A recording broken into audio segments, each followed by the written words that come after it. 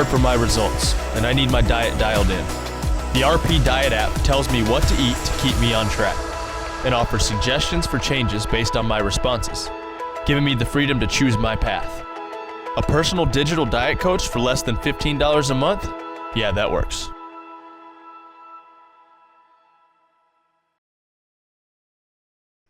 All right, folks, welcome back. Dr. James here, and apologies in advance. I'm in the great state of Florida, also known as America's glory hole, and I don't have my usual microphone and set up with everything that I normally would, so my audio and maybe video might be a little wonky this week. So apologies in advance. With me, as always, Dr. Mike Israetel. What up, family? Listen, I am going to be with Jared Feather and Dr. wife Melissa Davis, who apparently shares that title with her amongst three other men because of this trip. That's true. She will be coming with us to the great nation of India, and we will see you there at the Squats Connect conference in Goa, December 1st and 2nd. This weekend. So I think this video should probably upload like by then. And if you find yourself to be in Goa or in India in general, we'll see you there. And if you're a regular Indian watcher of this little webinar, then come say what up. Shout out the RP Plus family. Dude, how amazing would it be if somebody like saw this video literally like after it gets posted up and it's like, I'm actually going to be in Goa. I can't believe this coincidence. I'm going to make it out to the conference to see RP. Instead of beach vacation lectures by myself, Meadow Henselmans will be there, and so will Sana Lehman. So that's right. It's going to be super fun. Yeah, Meadow's been really sick in India before, so he's considered a resident expert. Oh, poor guy. That blows. Yep. All right. All right. Should I get started? Yeah, I'll post it up here, and let's get going. All right. Speaking of India, Ansuman Radhakrishnan. That was the worst but most appropriate segue ever. Completely true. He's of Indian origin. Says, seems like this got buried, so just reposting for this next week. Hey, docs, hope you're both doing well. My first question is about laying out my upcoming maintenance phase. I'm coming off a long massing macrocycle and planning on running 4 weeks of maintenance, followed by a deload. Massing macrocycle, 4 weeks of maintenance followed by a deload, then by a week of active rest, so 6 weeks total of maintenance before starting a long fat loss phase. Does that all sound good? I think it sounds good, James. Yeah, it might even be excessively long, maybe a bit conservative, but also good too. So he goes, yep, I thought the week of active rest might be a little excessive in addition to the whole maintenance phase, but I figured when planning that I could take a week off and really heal up any psychological fatigue from training consistently throughout the whole year. Sure. Also a bit wedded to the length of time I'm maintaining, since this way I'll be maintaining while I'm home and starting my cut when I get back to school. Honestly, like when things have that much of an alignment with the rest of your life, they're probably just good ideas. Like, we're not going to tell you like maintain one less week and then start cutting in the middle of the holidays. So I think you're doing just fine. Totally agree. And then he says, my next question is about judging whether MV volumes were attained during a maintenance phase. By definition, a performance increase post-maintenance phase would indicate MEV volumes instead of MV volumes. But since MV volumes are usually accompanied by strength training or just larger intensity jumps in general, would the really technical definition of judging performance increases be to compare multi-set performance on exercises? Since even if one gets stronger in their 10RMs, the 5x10 or 5x10, your best suggested measure of hypertrophy, would remain roughly static after a true maintenance phase. Yes. I guess I'm just wondering how you detect performance maintenance if the goal of maintenance phase is often to get stronger. The way we would detect performance measures, if we were to be very objective, is an average weight and rep over multiple sets. So yeah, that's the same thing as your 5x10 basically.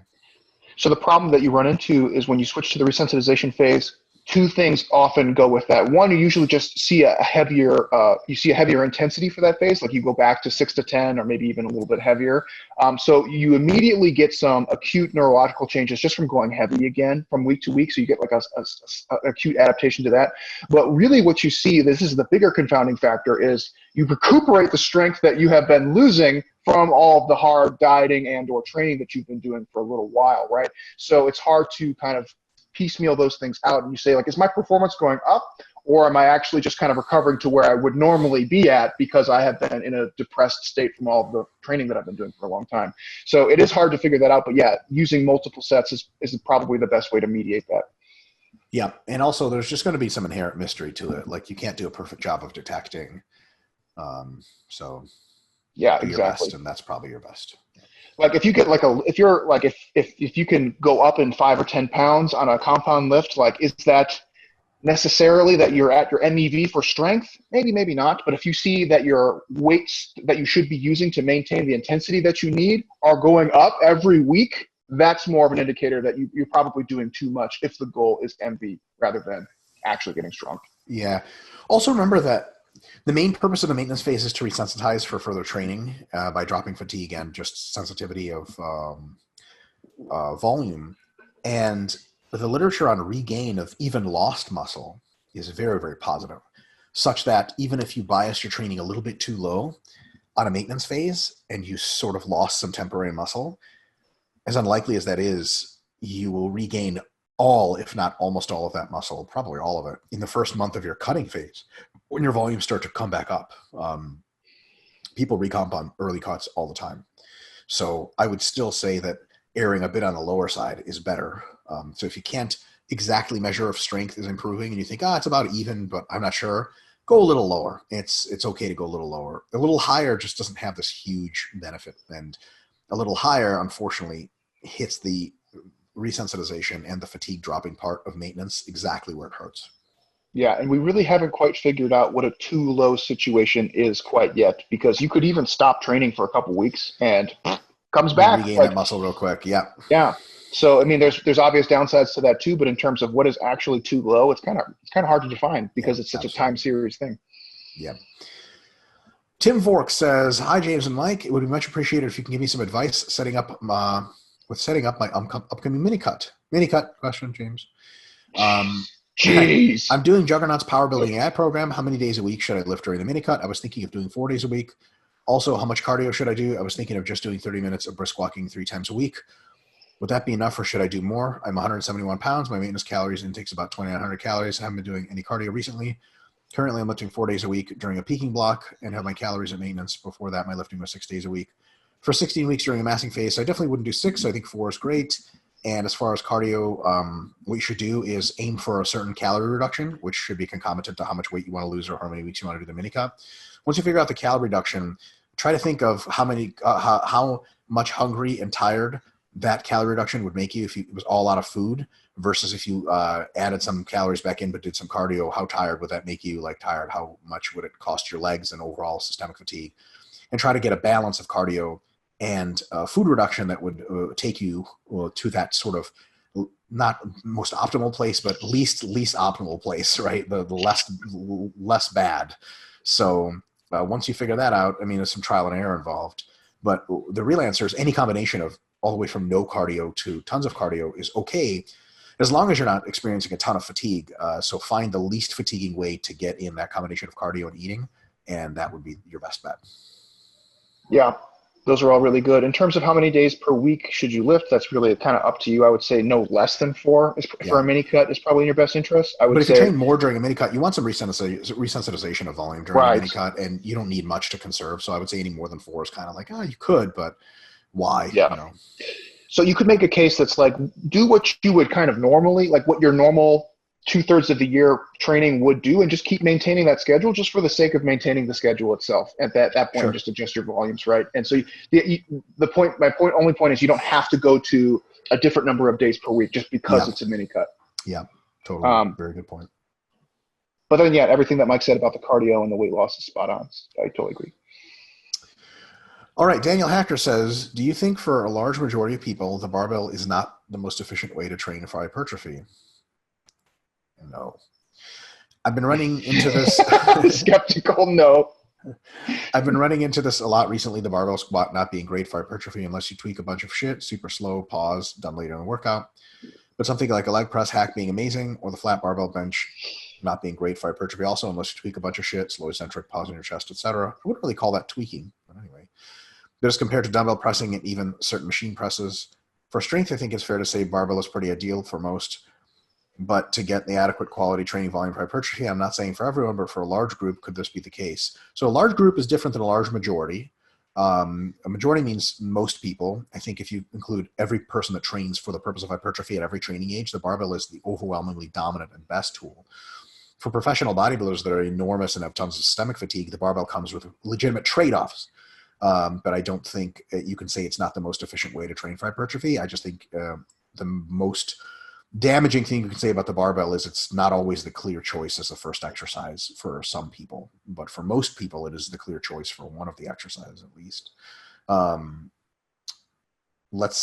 me finish reading this, James, and we'll get your thoughts if that's okay. Yeah, keep going. He says, I see it even in myself, and I just don't want to admit it because I have a quiet obsession with barbell exercises. However, undoubtedly, the muscles I want to target are trained way harder, and I'm also way less fatigued overall when I don't use the barbell. However, during low volume phases, sets of 5 and pause squats and flat bench feel very natural and logical. Can you guys speak to this?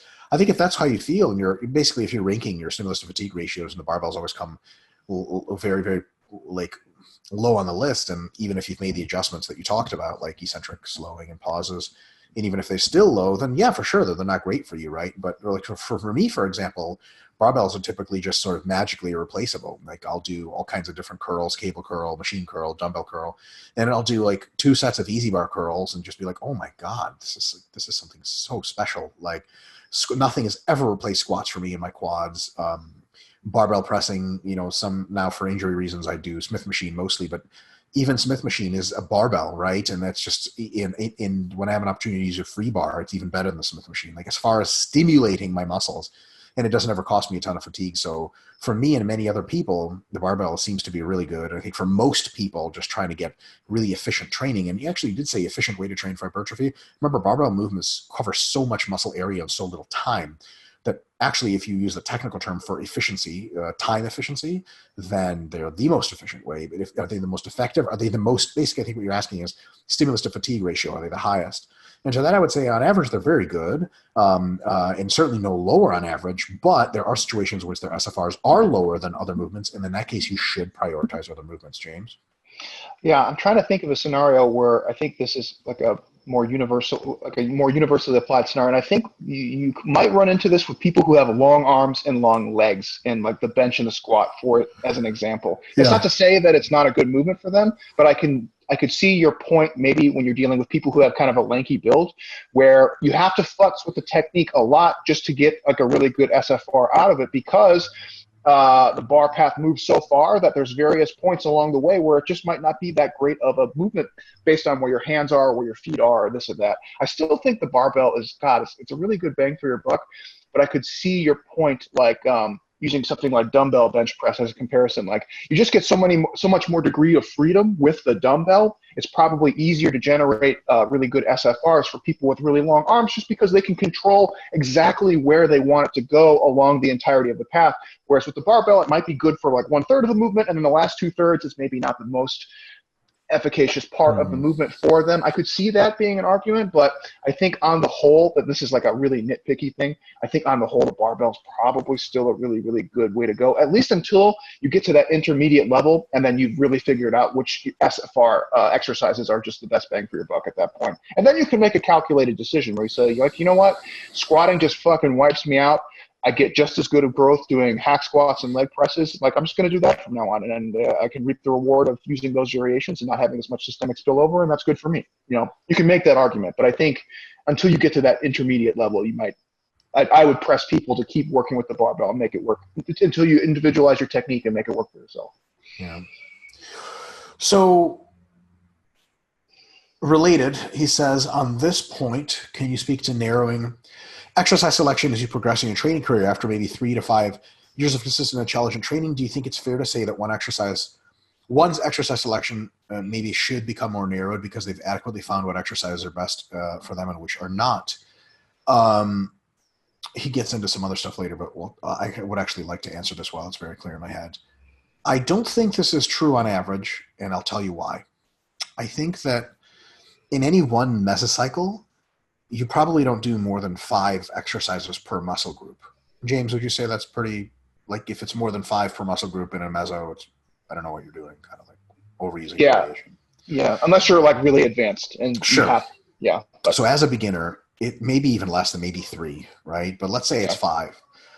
That means we have 5 exercises to fill our bandwidth. And we can imagine that the universe of potential exercises that lies ahead is maybe 40 or 50 exercises. And as we sort of take our band over this this universe of exercises, the width of the band is only 5 exercises at a time, and you keep a lot of exercises. You don't just jettison them. So what ends up happening is you choose new exercises, 1, 2, 3 new exercises per maybe even block per macrocycle. And because included in those variations are grip widths and stuff, and underhand, overhand, and different pull down attachments, the number of exercises that you have to explore probably fills that 5 or so best exercises that you always seem to use bandwidth for 5 to 10 years. Eventually, once you have gone through maybe most exercises that you're familiar with, you may have only 5 or 6 that you ever do again, but you started with 2 or 3 that you ever did again. So the exercises that you are doing probably doesn't narrow because it can't get any narrower than 5 or 6. But as a percent of exercises that you have tried and kept, it's a low percent for many people, right? So yes, you should be looking for the highest SFR exercises of all of those. So by definition, if you have 40 exercises to do for vertical pulling, let's say, and you know your top 10 SFR exercises after 10 years, you're not going to leave them because everything is below the top 10 is worse. So in that sense, there is a narrowing, but it's not a narrowing of your repertoire. It's a narrowing of the universe compared to what you do. But since you don't use the whole universe of exercises at any one time during your training, you're not going to perceive like you have a narrowing. You're not going to say, back when I was a beginner, I did all kinds of crazy shit. No, at every stage of your training, you're going to be able to say, every few months I try an exercise or two, and that's been like that for 10 years. And I know which ones are reliable and which ones are good, but I still try a new exercise once every several months because a new grip width comes out or a new machine comes out, so on and so forth. And I honestly think that sort of trying a new exercise or two, I've been training for, I think, exactly 20 years now. I'm still trying new exercises. So I can't honestly tell you that my variation has reduced versus what I used to use. I can tell you that I do have my top exercises, and a lot of them are the ones that are going to be staying around for good. James? Yeah, that was a really good explanation. And I liked your addition there about trying new exercises as a regular thing. And that's something I think is really important because a lot of the times you won't discover a really high SFR exercise until you try it, until you give it a fair shot of maybe 2 or 3 mesos where you really work on it. And then you might find that this is an amazing movement. One that came for me very late in my lifting career, however you want to call it, was belt squat. Yeah. It just never had access to one. And it was one of those, if I didn't just try it, if I just looked at the videos or seen people doing it, I'd go, oh, okay, yeah, that seems cool. But when you go and try it and you realize, wow, this is great for X number of reasons, you just wouldn't know it without trying it. On the contrary, you get the negative effect too, where you try something and you're like, you know what, this just sucks. I can't make this work. And I actually had a client very recently. They were like, bro, incline dumbbell flies, no more. It's just they're in there a lot. I get nothing out of it. Switch to incline dumbbell press on that day, magic, right? Takes off. So it is worth just trying some of those things out. Even if you think you have a pretty good idea of what that movement is, keep a little variety, keep adding new things, keep adding new techniques.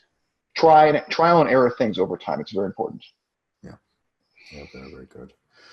And then he says the idea of using barbells just for the sake of barbells comes to mind. If an individual is around 10 to 11% body weight to lose. Oh, different question. The idea of using barbells just for the sake of barbells comes to mind. Yeah, so I guess we beat that one to death. Next question. If an individual is around 10 to 11% body weight to lose, would you recommend that be done in 1 3-meso diet or split it up into 2 easy 2-meso diets of losing 5 to 6% body weight each week with a 4-week maintenance month in between most diets, in between both diets? Man, James, what do you think about this? I think it's that's a very situational individualized specific. question. Yeah. Some people, I have some clients who can do 15 weeks of cut, and it's not great, but they can do it. I have other clients by the end of 10 weeks of, we're talking about like 5-week mesocycles, right? At the end of the meso 2, they're done. They're not cutting anymore, right? It's not that they don't have more weight to lose. It's that psychologically they're out of the game. And there's no shame in that. There's no shame in saying, I'm out of the game. I need a break, right? And that's just something you take on a one-to-one basis. That's an individualization of programming. Yeah, Daniel, that's a really good question, because the 10 to 11%, our RP Diet 2.0 recommendation of one single diet duration is 10% body weight. Like, we recommend 10 as the top. So if you had asked like 7 or 8, James and I would for sure both say, like, outside of unusual circumstances, you just one diet that thing. Yeah. 10 to 11 specifically, it's like I technically have to say that at 11, you have to highly consider branching into 2 diets. But then, like, individual psychology plays a big role. So, for example, some people just want to take it to the teeth and finish. And some people, those same people, if you just diet them 5%, they're going to rebound 2% somehow. And they're going to end up, because there's some research that says the diet rebound is for some people just the same no matter what they lose. So if you lose a lot of weight, the rebound is 4 pounds, whatever. If you lose a little bit of weight, the rebound's 4 pounds, there goes half your diet, right? It's also an interesting set point issue or a settling point issue, where if you drag someone down 10% body weight, their settling point, if you maintain, is going to be way different than it used to be. And that's going to be sort of like semi-permanent loss. If you lose someone like 4 or 5% body fat, it's so close to their old settling point that regular life they just might gain back up to there. You know what I mean? Like, yes, if someone falls, you have to disrupt the norm at some point. Yeah, you have to get out of that comfort zone, literally, in that sense. So I think it's split about 50-50 between people who would benefit from one versus the other. It is a really interesting question. I wish I had a more solid answer, but I would say that's just like, you have to have a good rapport with your client and know what they're capable of doing at that point. Yeah. Next question from Daniel. Do you think it's fair to say, as a general rule, one should be progressing at 5 to 10% a year on all their movements, at least their compound lifts? No, I would never say that. No. They're intermediate. Of course, for beginners, this is the case. I'm assuming for advanced folks, more so on the 5% side. An individual progresses less than 5% on the lifts as an intermediate in 6 months or a year. Is it fair to say that what the fuck are you programming? No, it's not, because genetics determines most of that rate of progress. Conversely, if they're progressing by 10% or more, you can say that was an unreal year of training. Here's a kind of a funny conundrum you get with that too, is a lot of the times when you keep a movement in for a long time, and this is going to sound backwards, and I know, but just bear with me. Sometimes when you have a lot of practice and repetition with that movement, you actually start learning how to get that SFR really high. And some of the techniques that you use to get that SFR up actually causes your performance to show as a decrease. Right? So you use a little bit less weight. And if you were looking at just the numbers, you'd be like, my high bar squat is actually like kind of going down. But what you have done with your technique is modified it so that you're actually getting much more robust growth every time you use that technique, right? So it's kind of a hard thing to just say, like, if you just use the numbers in terms of performance, it is important to track the performance, but to say like you need to be making 5 to 10%, it doesn't apply in all situations, because there's been lots of instances where I have modified my own technique and my numbers have seemingly gone down, but I've gotten so much more out of the movement because I've been learning how to do it. Specifically true for hypertrophy, even for strength, if you're just training in powerlifting or just compound lift strength. Let me introduce you guys to an interesting intellectual observation of how this plays out. Let's say we were going to take even metadata on people and say that, between years 3 and 6, the average person gains 5% strength, okay? The average person is doing an average program and has average genetics. So how exactly do you actually watching this, you use that? Well, that's a little bit less conclusive and a little bit more mysterious, because you can think, well, if I'm doing 5%, then I'm doing good. But you might be gifted genetically and have the world's shittiest program and just be fucking carrying a bag of dicks around with you for no goddamn reason. On the other hand, you may have an exceptionally finely tailored program and have just dog shit genetics and be doing 3% and searching the ends of Reddit for the best program ever, or what am I doing wrong? Actually, sort of one of the more, I don't know about tragic's an overstatement. One of the more sort of like, kind of things is like folks that will attend our seminars, sometimes questions on RP Plus, will have like clearly just don't have good genetics. And sometimes you meet them in real life and like, I can tell you don't have good genetics, but they have this program that's about as good as anything James and I would ever write. and they understand training principles unbelievably well, and they'll show it to us and be like, what am I doing wrong here? And we're going to be like, dude, you're not doing anything wrong. And anything that we can fix is going to be like some fraction of a percent of extra gains for you. There's at least one study out now, and I'm just not a big fan of how that study was conducted and what they're claiming they concluded is a bit meh. But there's a study on basically like they manipulated some small training variables and saw how much that had an effect versus the genetics between the subjects. And the genetics between the subjects had like 90% of the effect in the manipulation. Like it wasn't even close. 90, I'm understating that. So that's the thing is like when you have these numbers, even if we had these numbers to say, the average person gains this and that, you wouldn't know how that's pegged to your genetics, and you have no idea what your genetics are. So I think James and I are pretty unanimous about this. Like, understand the principles, understand how make good program design, and just fucking do your best. And if you think you're not, because here's an interesting sort of philosophical note. Let's say you find out you're underperforming. What is your recourse? You cycle back to, I need to improve my program design. Why don't you just do that anyway? Right? Like you just make your program as good as you can, and then every year make it as good as you can. And you will, by definition, get the best fucking possible gains you have. Like, that's it. And another kind of funny scenario, and Mike, I know you've been more vocal about this lately, and I think one thing that you can think about is like, let's say you're running a cut or a mass, whatever. Let's just use a cut as an easier to understand example. You have a movement in there. You do 3 mesos of that movement, right? You're thinking, I haven't really made any progress. Maybe you have moderate genetics, and maybe your program is moderate, meaning it's like not particularly good or not particularly bad either. You're still training through your MRV, maybe not always making the best choices, but for the most part, you're pretty much on point. What Mike has said, which I largely agree with, is that for a hypertrophy mesocycle, you should be adjusting your programming so that you're probably not making any performance gains at any given time because the amount of training that you're doing is masking how your performance through fatigue. Within the accumulation phase, yeah. Within the accumulation phase, exactly. So you might run 3 mesos of this particular movement, let's say squats, and you might not see any improvement in that movement, but that's just a preparedness issue. That's literally just a fatigue to fitness thing. By the time you switch to a maintenance phase, and let's just say you kept that movement for the maintenance phase, by the time that maintenance phase is over, now 3 or 4 weeks at the end of the maintenance phase, your strength has recuperated to the point where you could actually measure a difference in the strength that you have now gained. But at that point, you're moving on to the next body composition phase that you're on, and you strategically used variation to swap out that movement. So now, at the one time that you could actually measure a performance increase that was being masked by fatigue this whole time, you used variation, and now that movement's gone, and you have no idea if you've made progress on it. That's a perfectly reasonable scenario, but what do you do in that point? Do you just assume that that whole block was a huge fail? No, you just keep doing the best that you can, like Mike already said, and keep making smart choices. Yeah.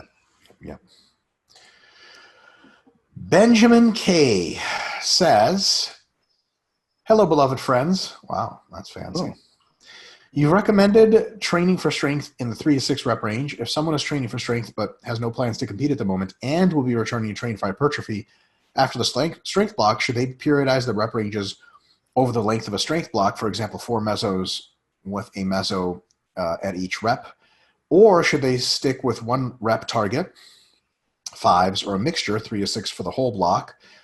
Is the periodization only intended for those who are going to peak, taper, and compete afterwards, or does it have another purpose? So the periodization is intended to get you limit strength, which is your 1 repetition max.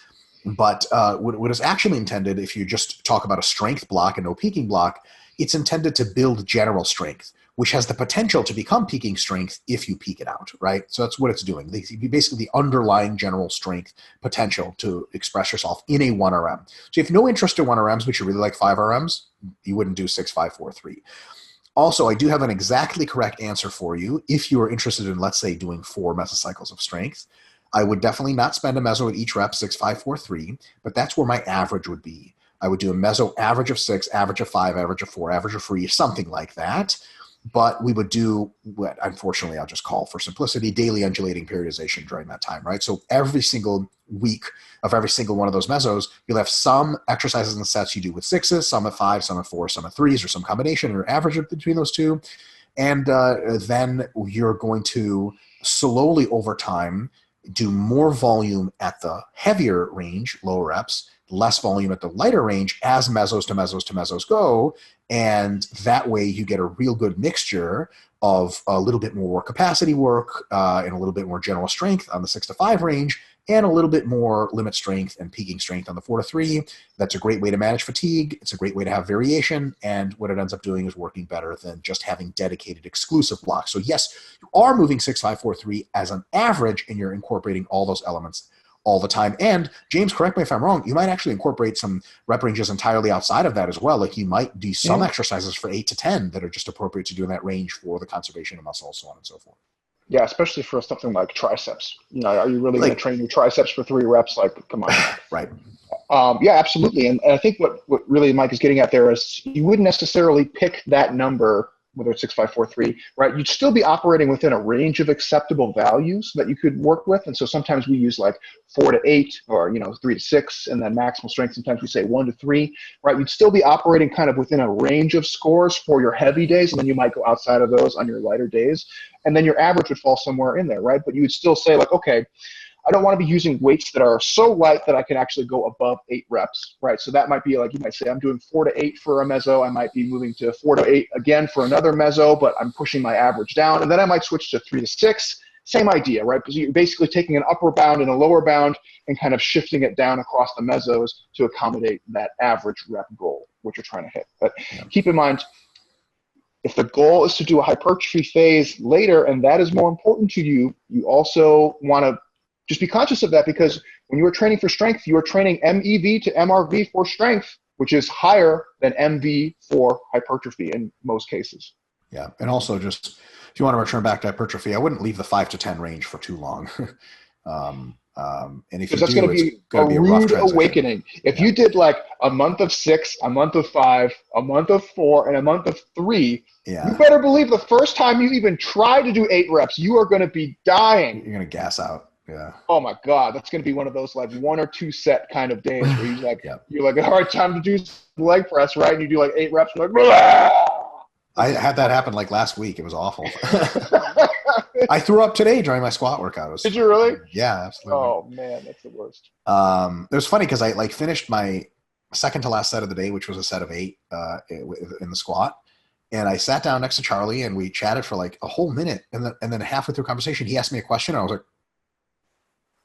ran over to the garbage can, just started throwing up. He's like, well, that was fun. I was like, yeah. Anyway, what were you saying? Great combo, Mike. Yeah, I just threw up just literally one time. And I was like, oh, I feel better. And that was it. Was it a very casual throw up too? Just like you get used to it. And then number 2 question here by Benjamin is, what are your thoughts on including direct ab, side delt, and back work if one is training for strength and hypertrophy for the power lifts 2 to 3 times a week frequency, 6 to 20 sets for volume? So I would say it's like a powerlifting focused kind of program. I think is kind of what he's getting at here, right? Or am I just reading too much into that? Powerlifting or power building? I mean, it's power building, but it's like he's doing the hypertrophy in the context of what would be considered powerlifting. Yeah, right? So the kind of phase potentiated plan where you have focuses of strength and focuses of hypertrophy, I would basically recommend that you do maintenance volume on all of those direct things. So it's very little direct work, and I would say it's probably in mostly in the 5 to 10 range. And as far as sets, it says 6 to 20 sets. I think it's 6 reps to 20 reps is what he means by that, James, or does he mean 6 reps? Maybe he means 6 sets per week. Yeah, I'm not sure. I mean, maintenance volume. So I'd say closer to 6 than to 20 for all those. Because remember, when you're training for strength, let's put it this way. If you're training for strength and you really want to get strong, you don't want to have your ab volume and side delt volume by being MEV to MRV take away from strength. Because why train for strength anyway? So when you're training for strength, put everything on maintenance, train for strength, get super fucking strong, put that sword down, pick up the axe of hypertrophy, and get to swinging. It's one or the other. I think you could basically throw away direct ab training, in my humble opinion, if you're doing like a strength meso or a hypertrophy meso with the power lifts in mind. You just throw ab training out. I mean, you're good on that. Side delt, I would say maintenance, as Mike suggested. Back work, I think you could make a case for training some of your back at MEV, so long as it's not something that's going to take away from your ability to do like deadlifts, for example. Like if you're really blasting bent over rows and then you can't deadlift, like that's obviously a conflict of interest. But like you could make a case for doing some lat training at MEV. It's not terribly invasive, and it might help you for your hypertrophy stuff. Yeah. But I think the direct ab stuff, dude, if you can just throw that out. Yeah. There's no need. That's the thing. You're getting so much raw stimulation from doing the squatting and the deadlifting for strength and for hypertrophy. And both of those rep ranges, you're getting a huge raw magnitude stimulus. Like you just don't need to do the direct ab training at that point. Yeah. Unless you when you are lean, you don't have a clean six pack, and you have made a case and said my abs need to actually be bigger in the long term, and it's been a sticking point for me. And okay, there you can make a case. But other than that.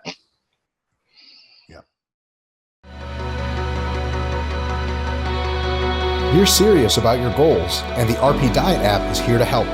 It creates a diet for your specific needs, lets you choose your favorite foods, and tells you exactly how much of them to eat and when. Expert System AI guides you along to keep you on track to your goals. For less than $15 a month, you have one of the most powerful diet coaches in your pocket.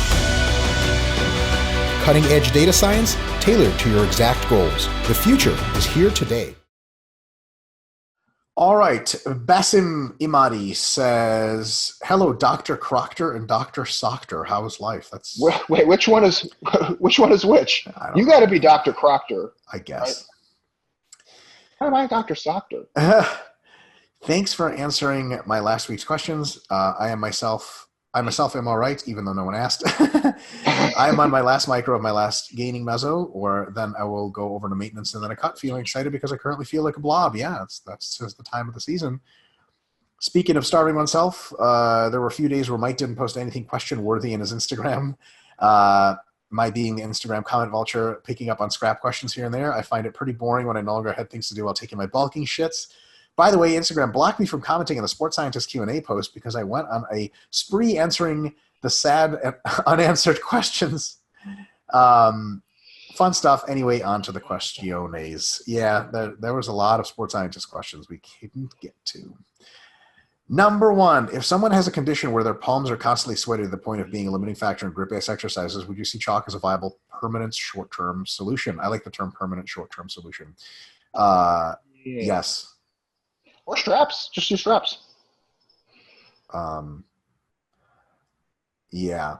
Straps are great. Chalk is great too. Chalk's great. Yeah. Versa grips are the best, so I would just buy those. Definitely.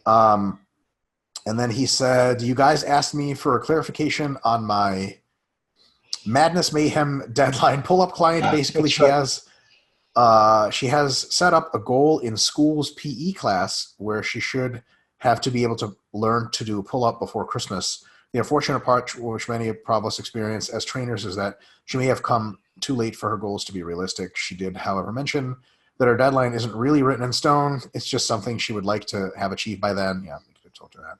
But then if she doesn't, she'll just keep up until she does. And then, Basim, I would talk to her about creating a properly periodized program for that instead of trying to rush in some dumb shit. James? Yeah, not to mention the holidays are coming up here. Like, ain't nobody going to be hitting a pull-up PR after the holidays. You feel me? 100%. Everybody's going to be heavy. Good time to get your back strong and then get later into pull-ups. Yes. Then he says, maybe I do actually have a second question after all. If I want to make sure I got it right with teaching her pull-ups, I'm going to have her do negatives if assisted pull-ups are not viable in the 1 to 5 range from 2 to 6 sets per session and at least 3 or 4 times a week. Here's the kicker, though. She can only come to the gym twice a week, but she is very dedicated and says she finds ways to do it at home. Basically, I'll have her do the same thing, but at home. Then the last week, I'll do a peak protocol where I focus mostly on singles or more with high weights in perfect form. Yeah, and make sure to give her some reductions for fatigue. So, yeah. Sounds good. And the nice thing about doing the negatives is that you can actually add quite a bit of resistance. That's kind of the funny thing. So that's definitely a good fast-track way for strength. It's also a good fast-track way for injury. So just be careful.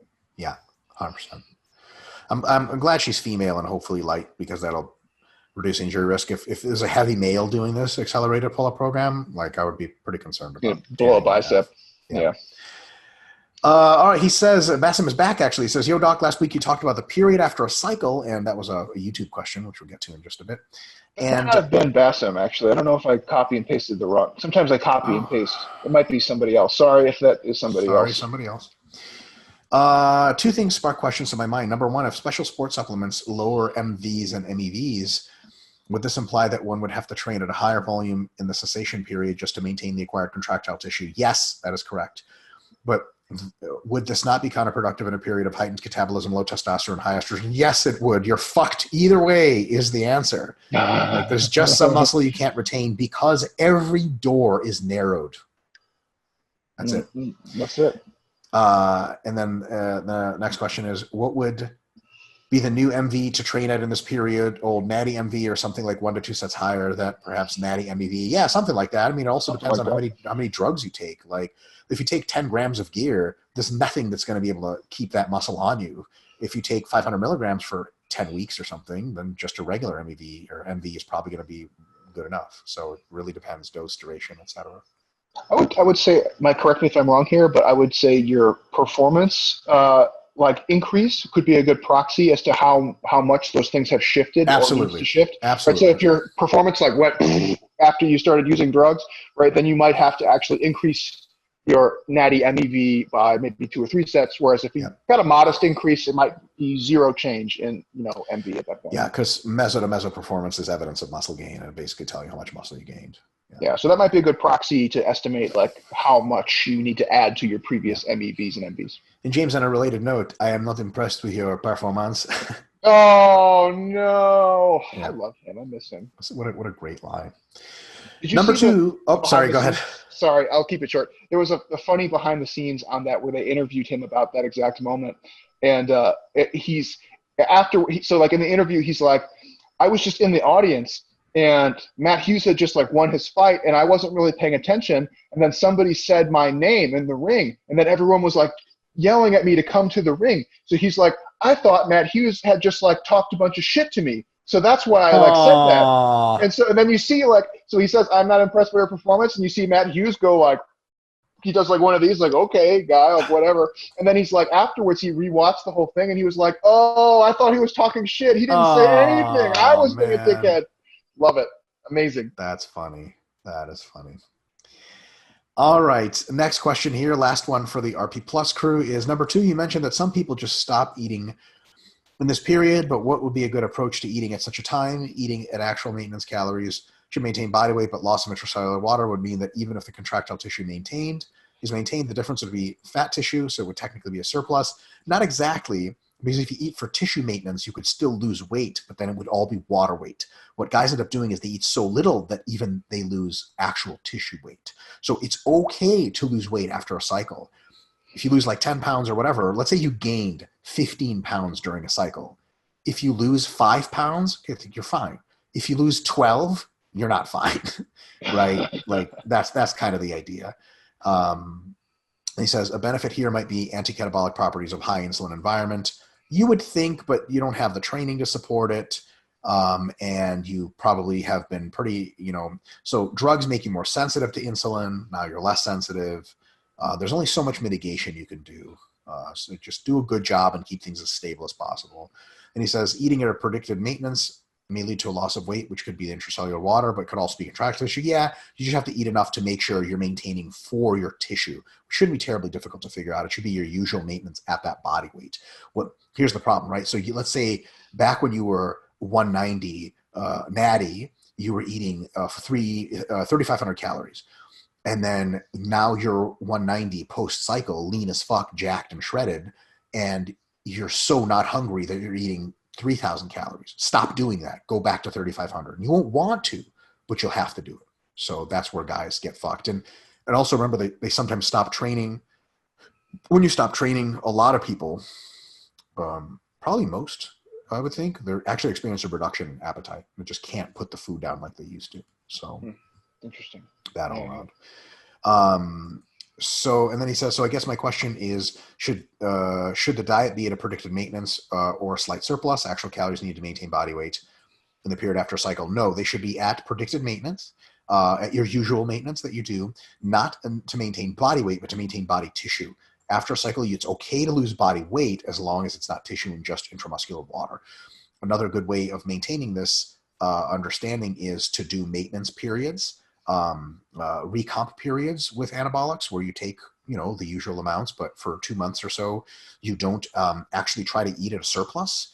and you try to figure out how much body water you're gaining. It's a little tough to figure out, but you can do it.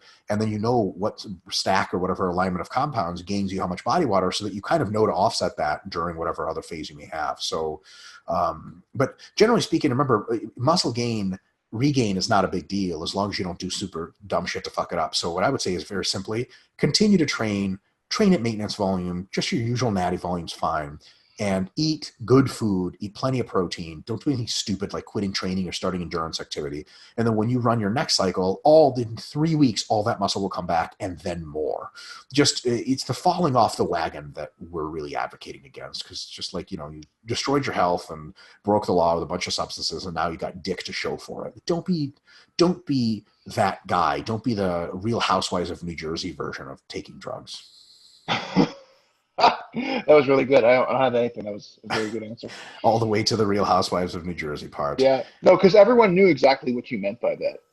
I hope. Yeah. It's just like, There's no I'm gonna fucking ambiguity take these drugs. Whatever. Yes, I know that guy. I know exactly that guy. All right. So let me see. We're gonna bring up YouTube and get these 3 questions. You ready, James? I'm ready.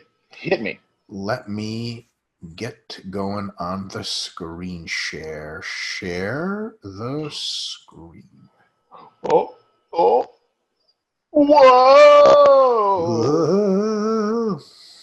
All right. Let's pick someone out of the crowd and... Meatbag. Ooh.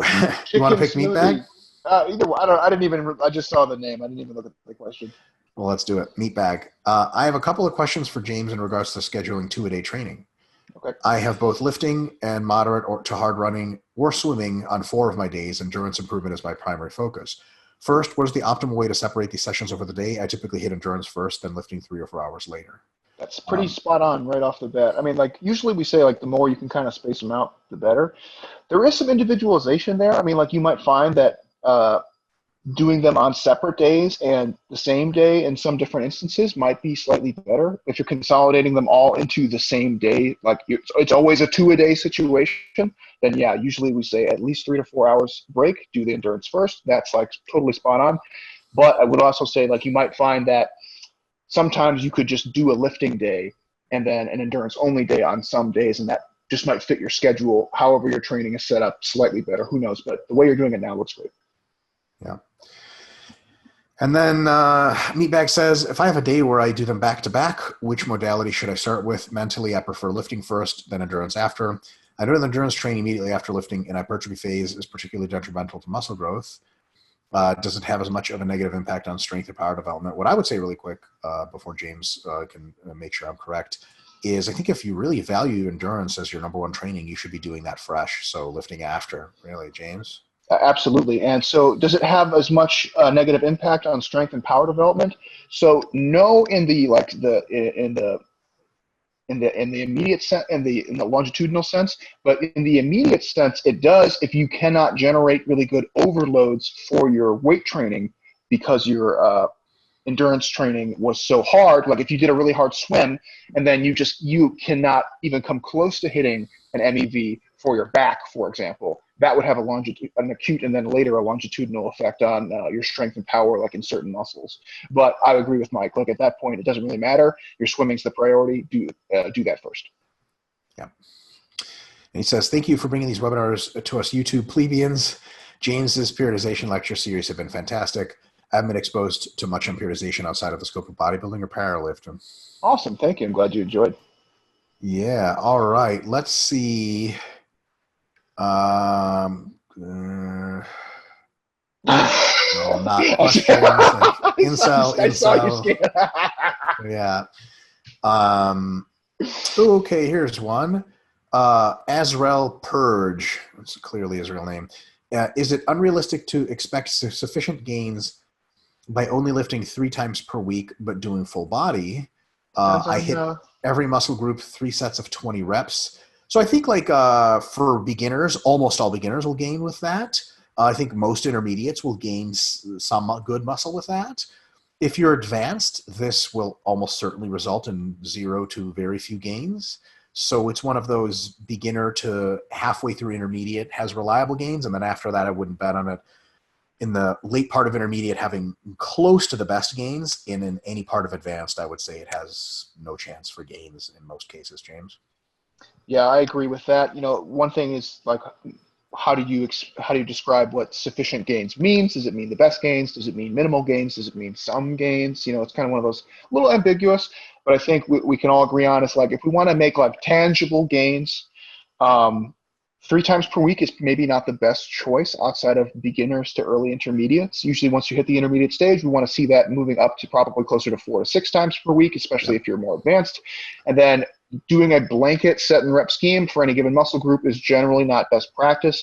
It excludes individual muscle group needs. It excludes, MEV, MRV considerations. So Purge Azarel, I would highly recommend you check out our book, How Much Should I Train? Where we talk about the volume landmarks and all that stuff. Might be really useful for you. Yeah. All right. You want a training question or a deep theoretical training question? Dealer's choice. I'm not sure. Dealer's choice. I can't make a decision. All right. Chicken smoothie. Not to be confused with the Poundstone shake. That's right. RE training with chronic fatigue. Hey, docs, thanks for keeping these on YouTube. Very interesting and informative content. Well, our pleasure. I've constantly had trouble with my systemic MRV being very low, and as a result, on volume mesos, I've been deloading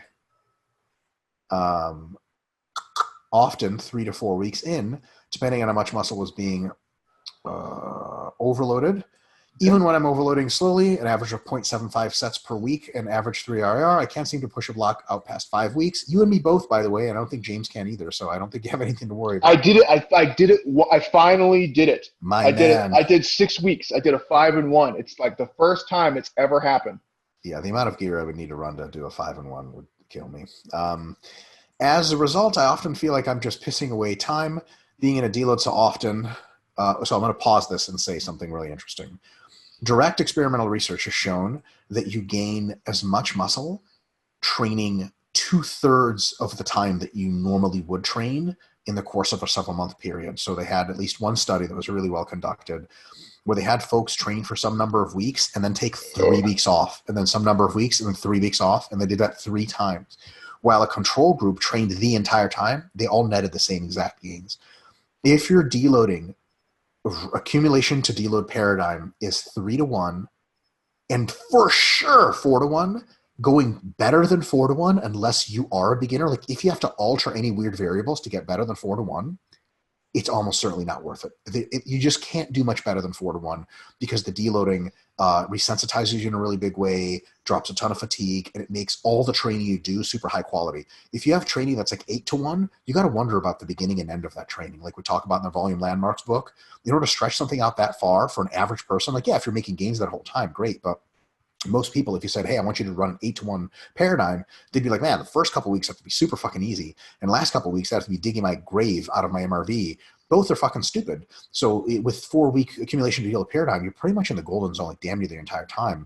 And that 1 week is just not, it's not costing you in any real sense that we can confirm by literature or even theory. So James, do you have anything to add to that before I keep going on this question? Because I feel like no, I'm reading ahead and you nailed it, but I have some things for the last part. Okay. And given that I still feel awful even after deloading even 10 days, okay, that's definitely a concern. And even once 14 days after a huge squat overreach, am I going about this the wrong way? Do you think there are better approaches for low MRV people? For example, low SMRV, low systemic MRV people. For example, should I be training maintenance and just overloading 1 or 2 muscle groups at a time? That's actually a real good idea. Just like back and buys or quads and traps. Any insight you guys could offer would help me immensely. Cheers. Yeah, so I think like the examples that you gave about like doing specialization phases is not a bad idea. A couple really simple things that right off the bat, you might try to start minimizing some of the exercises that have the greatest systemic spillover. So classic example being like deadlifts and squats. You might start to use those less and less, maybe even exclude them from a mesocycle or 2 every now and again, where you might just do leg press instead of squatting for a little while. Perfectly fine, right? You might also, this is gonna, I know people are gonna maybe raise a stink eye at me for this one, but I'm going to take it on the chin. Usually when people have really weak systemic MRVs, they're also cardiovascularly unfit, right? And so I've seen that. Yep. So that's one thing that I would be suspect of. And normally you wouldn't hear me advocating for doing more cardio for hypertrophy. That's not something I would normally say. But if you find that your systemic MRV is a limiting factor, it's usually because you don't have a really good, strong cardiovascular work capacity. That's probably one thing that's holding you back. Now, you might be hearing me say that, and you're like, nope, that's not the issue. Fine. Throw it out the window. Then you can work on some of those other things. But if it's something that you haven't thought about and you just find yourself getting chronically fatigued all the time, I would actually consider starting to add some low-intensity, steady-state cardio. Start small if you're not doing any, like to start by adding 10 to 15-minute sessions, maybe 2 times per week, and then slowly starting to kind of ramp that up over time and increasing intensity and duration as you go. Well, that was really good advice. Yeah, the maximizing the SFR of each exercise you do is a real big deal there. What I would say, actually, chicken smoothie is train a little bit more like a pro bodybuilder and a little bit less like everybody else. You're not going to be able to survive the, the 6 time a week, full body every day kind of shit. Like, you're going to die. So I would say a little bit lower frequency per muscle group, a little bit more maintenance volume and specialization, and a little bit more isolation before compounds kind of stuff. Don't get super aggressive with RIR increases, and really try to go for mind muscle connection, high quality, full range of motion, and get as much as you can out of the exercises, and don't do anything that beats your ass too much. Like, guys with a ton of MRV can get away with doing rack pulls and deadlifts and then rows. You might have to do some other stuff for your back because that could just be a bit much. Totally agree. That's all we got, JMO. It's a short one this time. It's a short one. All right. So, okay, going forward for next week, when do you guys get back from India? Out comes the phone, which knows my life. Yeah. So I don't know what day you get back, but even if you get back, okay. So why don't we do this? For now, we're just going to tentatively reschedule the webinar, which is normally at this time, so Tuesdays. So I'll be on a flight to Kuwait City from Mumbai and exactly this time. So yeah. I definitely can't do the Tuesday webinar. Is Thursday then, James? Well, what I was going to say is let's tentatively reschedule to either Thursday or Friday, and we can send an email update because you're going to be pretty wrecked by then too. I'm sure. I'll be okay. I'll be fine. You think so? Yeah. Okay. Well, if you're game, let's just say Thursday for now, Thursday. And then we're gonna reserve the right to audible to Friday if Dr. Mike is just wrecked from travel, which would be very understandable given the long trip to India. So let's plan on Thursday, normal time, and then possibly Friday if you're not feeling up for it. Super. Cool. Okay, so folks, so keep that in mind. If you are a regular listener, we're going to try and reschedule for Thursday. We will not be at the normal time of Tuesday because Dr. Mike's traveling, so we're going to reschedule to Thursday, possibly Friday of next week. So until then, thanks for sending in the good questions. We actually had some impressive YouTube questions. Normally, YouTube is just incel nonsense, right? Yeah, for sure. No, we're going to have a good following of mostly not incels, the good side of YouTube. I'm pleasantly surprised so far. So, all like right, so flies to our shit, James. Yeah, totally. All right, folks, signing off. Talk to you next time. Peace.